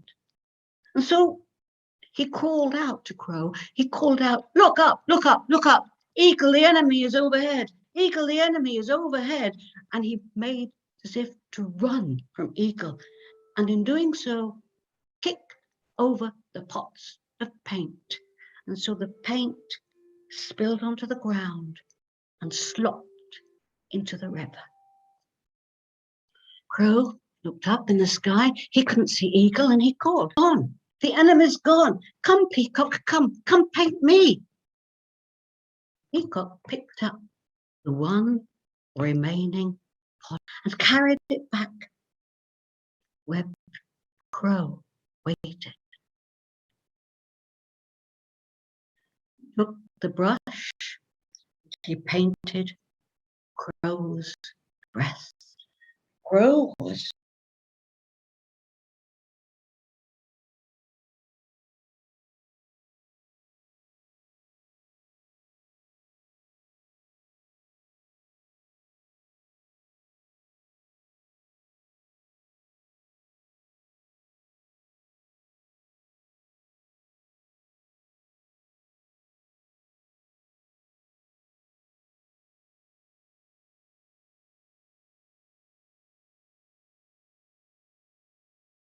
some beautiful colors, but he was all black.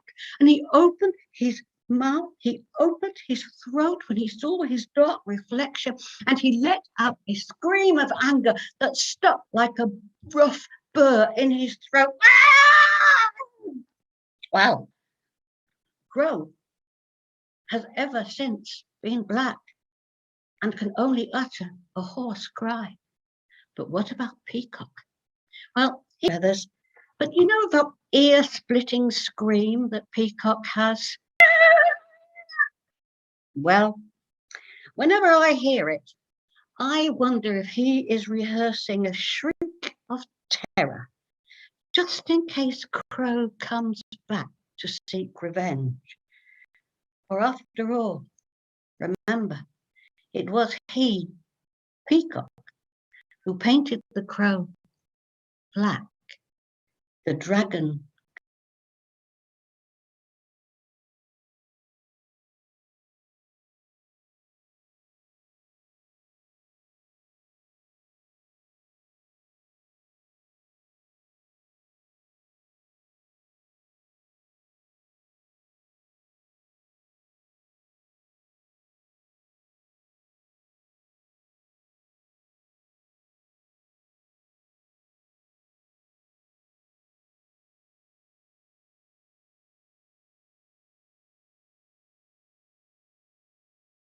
And we'll remind you all at the end when he closes after Mike has finished to if you're out there wherever you are in the world, to put your hand in your pocket and to just take out a little tiny bit of money, fold it up and put it into the hat, and help to pay for the festival in Marrakesh. But I'll leave that to you at the end, John. It's been a great pleasure. Mike, the floor is yours, my friend. Thank you, Gary. That reminded me of a busker in Covent Garden who we saw once, and he said,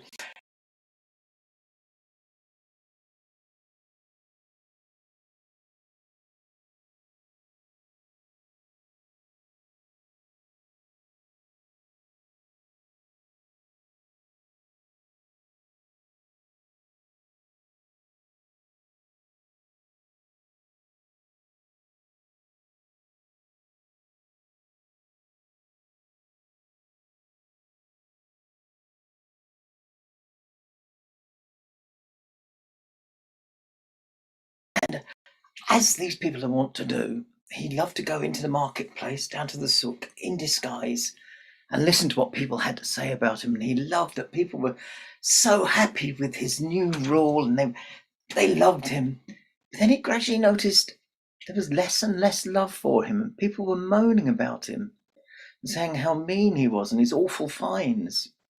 So he spoke to Hassan, one of his men at the palace, and said, "Find out what's going on for me." And it turned out that now there was a new sultan, some of the senior judges thought they could take advantage, and they'd been inventing new crimes, taking new fines and sticking.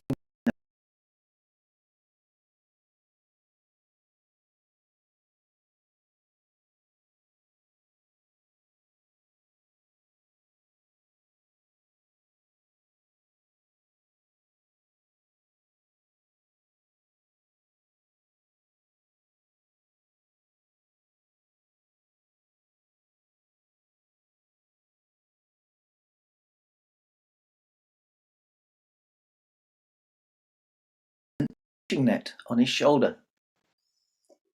And one day the Sultan in disguise saw him and said, "Oh, my friend, what are you doing?" He said, "Oh, well, you see, I am a learned man, a Hodja, but when I was a young man, I lived as a fisherman, and I keep the net to remind me that I shall never forget my humble roots." And the Sultan said, "Oh, wonderful. And you are the man I need. You can become my chief of judges." And so Nasruddin was appointed the chief of judges. And a week or so later, Hassan saw him and he said, "Nasruddin, you're not wearing your net." And Nasruddin said, "You don't need the net once you've landed the fish." And he said,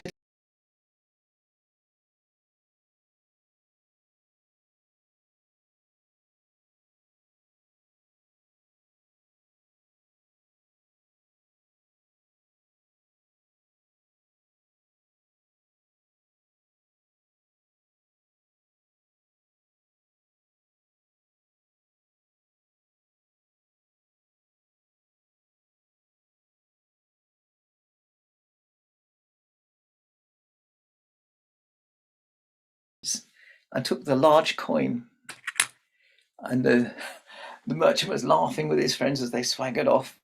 And Hassan said, "You were right. I have seen a man doing a foolish thing. Why on earth did you take the large coin? It's just a copper. You could have the silver coin. That's worth much more." Nasruddin reached into his pocket and pulled out a little sack and said, "Over the weeks, I've had so many large coins. Now, how many do you think I would have had? One, maybe two?" And he poured them back into the sack and put it back in his pocket. And he said, "Hassan, come, we'll go to the wine shop, and I'll buy you some wine." They got to the wine shop, and Nasruddin said, "I'm afraid you'll have to lend me the money to buy the wine." And Hassan said, "Why?" And Nasruddin,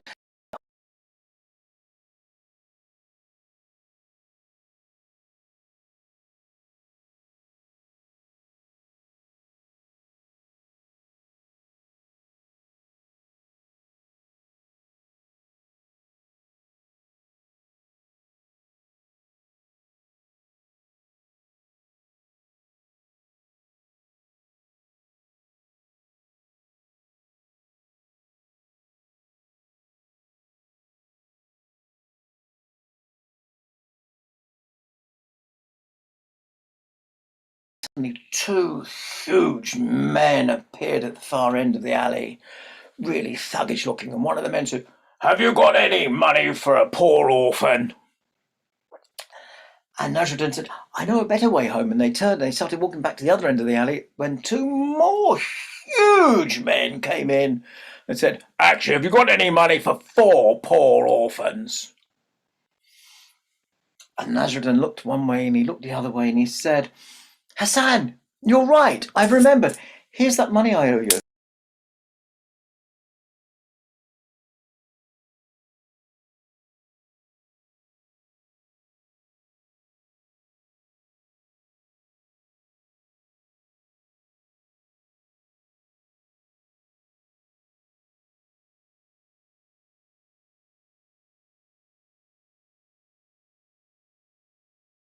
He's not here. It's gone. It's gone. Long gone. And just then, the donkey, "Ee-aw, ee-aw."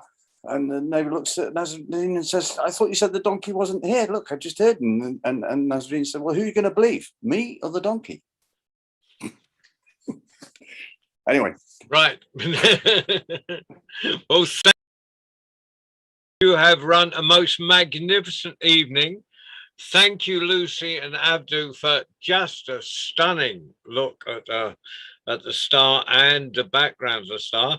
Thank you, Marion. Marion will be at, well, quite a lot of us will be at the East Anglian Storytelling Festival in the 1st, 2nd and 3rd of October in Coggeshall in Essex, an actual physical, real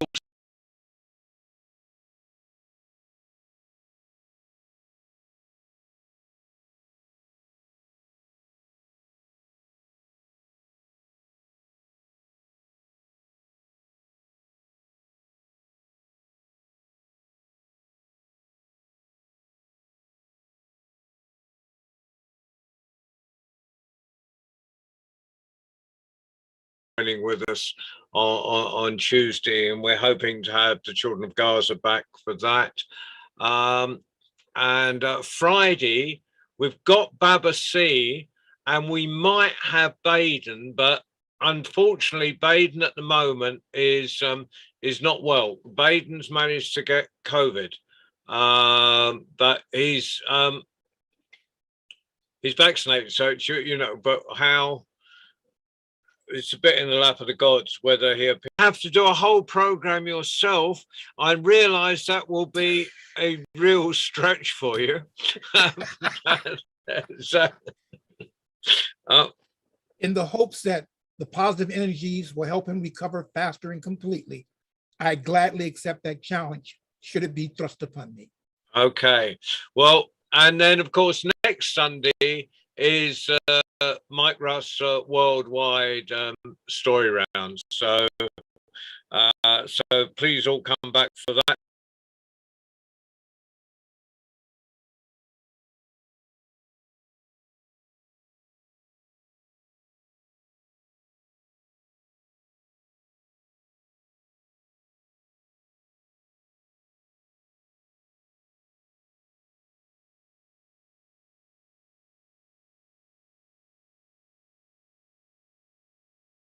PayPal.me, little dash that way, little stroke, FestiFund 2022, and that takes you to exactly the same place. There are many opportunities to give us money. Please take advantage of that. Thank you very much. Meanwhile, thank you all the tellers, thank you all the listeners, and see you sometime. In about 4 weeks' time, in fact, Gary, I'm going to tell you the date now, because so I don't catch you by surprise 2 days before. That will be the 16th, no, the 17th.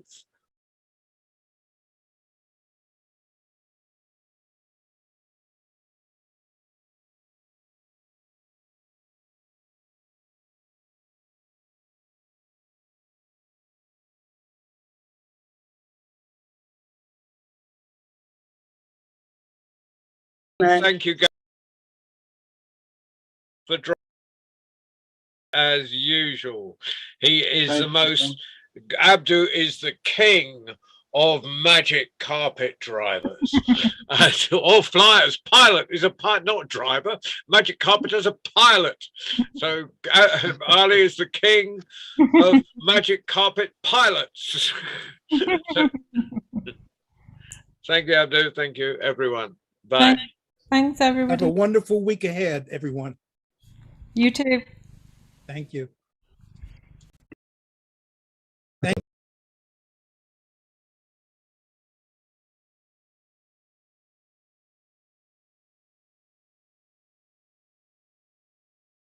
Cash. Yeah, you're welcome, Babasi.